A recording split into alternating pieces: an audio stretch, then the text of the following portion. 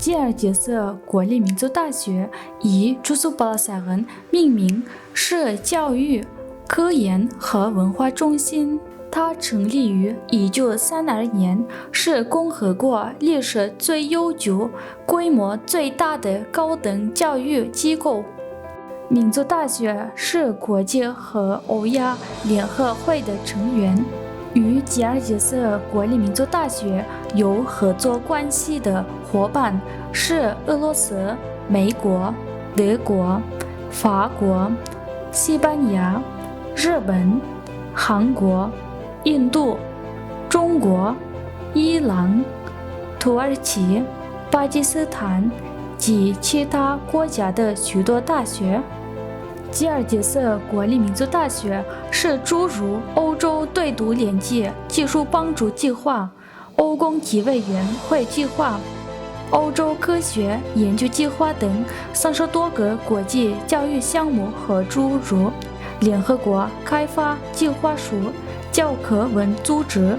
国际研究和交流委员会等机构计划的参加者和伙伴。欧共体委员会计划、欧洲科学研究计划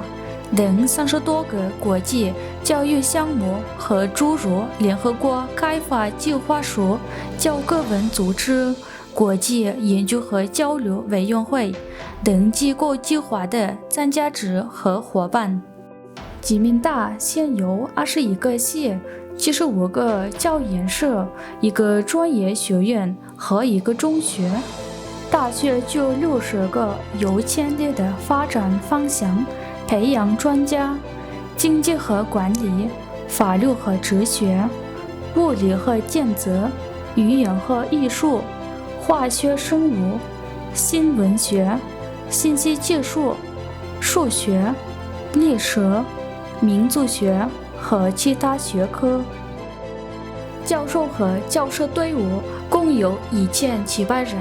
他们当中有87名教授，其中许多是有名望的科学家，是吉尔吉斯共和国教育和文化界的功勋活动家。吉民大有来自国内几十个民族，以及来自世界其他国家的大约2万名学生。校园内有7座教学楼，是1栋宿舍，以及能使学生得到全面教育服务的体育、医疗和文化设施。吉尔吉斯国立民族大学的国家科学图书馆，无论在规模还是在藏书方面，都居该国各高校之首。今天的大学是吉尔吉斯斯坦一个大型、设备齐全的科学、教育和文化中心，以最先进的发展和技术为基础。欢迎来到吉尔吉斯国立民族大学。